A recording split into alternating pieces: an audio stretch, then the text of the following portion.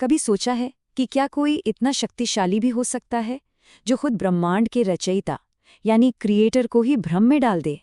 आज हम श्रीमद् भागवत की एक ऐसी ही हैरान कर देने वाली कहानी को जानेंगे, ब्रह्म विमोहन लीला।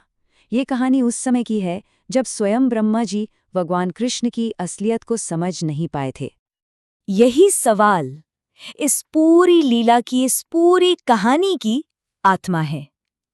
क्या वो जिसने पूरी सृष्टि को बनाया, वो भी अपने ही बनाए अहंकार के जाल में फंस सकता है?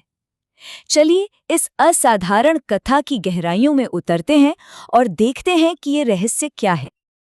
तो हर बड़ी कहानी की तरह इसकी शुरुआत भी एक बहुत छोटी सी बात से होती है, एक शक, एक संदेह। लेकिन यह संदेह किसी आम इंसान के मन में नहीं, बल्कि खुद सृष्टि के रचयिता ब्रह्मा जी के मन में पैदा होता है। जरा उस सीन को इमेजिन कीजिए।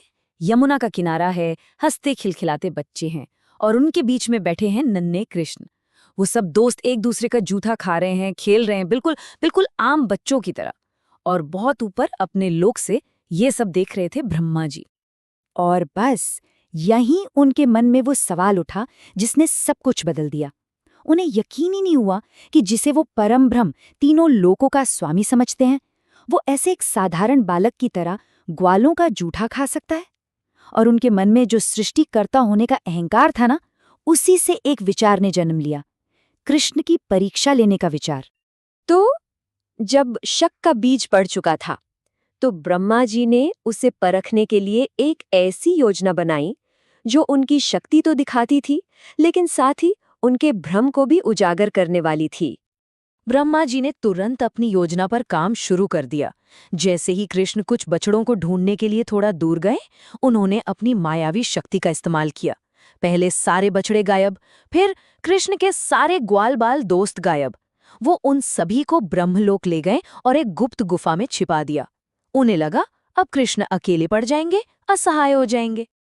अब देखिए, इस कहानी का एक बहुत ही दिलचस्प पहलू, टाइम का फर्क। ब्रह्मा जी के लिए जो सिर्फ एक पल का काम था, पृथ्वी पर उतने में ही पूरा 1 साल बीत चुका था। समय का ये अंतर बहुत जरूरी है, क्योंकि ब्रह्मा को तो यही लगा कि वो बस एक पल में गए और आ गए। लेकिन ब्रह्मा जी शायद ये नहीं जानते थे कि वो किसकी परीक्षा ले रहे थे। तो अब देखते हैं कि कृष्ण ने इस चुनौती का जवाब आखिर दिया कैसे। कृष्ण तो अंतर्यामी थे, उन्हें एक पल भी नहीं लगा ये समझने में कि ये सब ब्रह्मा जी का किया धरा है। और वो ये भी समझ गए कि इस पूरी लीला के पीछे उनका सृष्टिकर्ता होने का अभिमान काम कर रहा है। असल में कृष्ण तो कभी भ्रम में थे ही नहीं, भ्रम में तो ब्रह्मा जी खुद थे। और तब कृष्ण ने जो किया वो ब्रह्मा जी की कल्पना से भी परे था। उन्होंने कोई जादू या मायाजाल नहीं रचा, बल्कि उन्होंने सचमुच में अपने आप को उतने ही रूपों में विस्तार दे दिया जितने ग्वाल बाल और बछड़े गायब हुए थे। हर एक रूप, हर एक अंश स्वयं कृष्ण ही थे, बिल्कुल असली, हूबहू। इस तरह पृथ्वी पर पूरा 1 साल गुजर गया।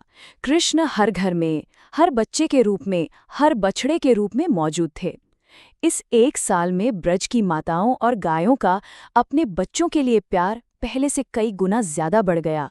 और बड़े भी क्यों ना, वो अनजाने में खुद कृष्ण से ही तो प्रेम कर रही थीं। सब कुछ इतना स्वाभाविक था कि किसी को शक तक नहीं हुआ। अब कहानी उस मोड़ पर आती है जहां ब्रह्मा जी अपनी परीक्षा का नतीजा देखने के लिए लौटते हैं, और उनका सामना उस सच्चाई से होता है जिसकी उन्होंने कभी कल्पना भी नहीं की थी। जब ब्रह्मा जी वापस पृथ्वी पर आए तो उनकी आंखें फटी की फटी रह गईं। उन्होंने देखा वृंदावन में सब कुछ पहले जैसा ही है। कृष्ण उन्हीं दोस्तों और उन्हीं बछड़ों के साथ खेल रहे हैं। उनका दिमाग पूरी तरह चकरा गया। उनके मन में बस एक ही सवाल घूम रहा था, अगर ये सब यहाँ है तो फिर वो कौन है जिन्हें मैं ब्रह्मलोक में छिपाकर आया हूँ? और बस इसी पल कृष्ण ने ब्रह्मा जी पर से अपनी माया का पर्दा हटाने का फैसला किया। और जो ब्रह्मा जी ने इसके बाद देखा, उसने उनके पूरे अस्तित्व को, उनके सारे ज्ञान को हिला कर रख दिया। अचानक हर एक ग्वालबाल और बछड़ा 4 भुजाओं वाले भगवान विष्णु में बदल गए। जहां तक नजर जा रही थी सिर्फ विष्णु ही विष्णु थे, जिनका तेज करोड़ों सूर्यों से भी ज्यादा था। सारे देवता, सारे ऋषि मुनि हाथ जोड़े उनकी स्तुति कर रहे थे। ये एक ऐसा नजारा था जिसकी ब्रह्मा ने कभी कल्पना भी नहीं की थी। और फिर पलक झपकते ही वो सारे अनंत ब्रह्मांडीय रूप सिमटकर वापस उसी नन्हे से कृष्ण में समा गए, जिसके होठों पर वही मासूम सी मुस्कान थी। ब्रह्मा जी को एक पल में समझ आ गया, कृष्ण कोई अवतार नहीं, बल्कि वो परम स्रोत हैं, जहां से सभी अवतार जन्म लेते हैं। इस दिव्य दर्शन के बाद कहानी अपने आखिरी और सबसे जरूरी पड़ाव पर पहुंचती है, अहंकार का टूटना और भक्ति की जीत।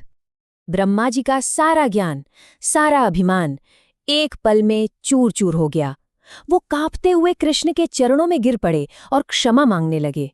उन्होंने माना कि मैं के भाव ने, सृष्टिकर्ता होने के घमंड ने उनकी बुद्धि को अंधा कर दिया था और वो प्रभु की महिमा को समझ ही नहीं पाए।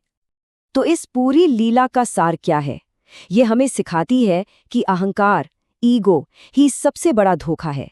असली ज्ञान किसी पदवी या ताकत में नहीं, बल्कि सच्ची और सरल भक्ति में छिपा है। और कृष्ण, जो देवताओं के भी ईश्वर हैं, उन्हें सिर्फ और सिर्फ प्रेम और समर्पण से ही पाया जा सकता है। और आखिर में ये कहानी हम सब के लिए एक बहुत गहरा सवाल छोड़ जाती है कि अगर इस ब्रह्मांड का रचयिता भी अपने अहंकार के आगे झुक सकता है, तो ये हमें हमारी अपनी जिंदगी में विनम्रता, ह्यूमिलिटी के महत्व के बारे में क्या सिखाता है। इस पर विचार जरूर कीजिएगा।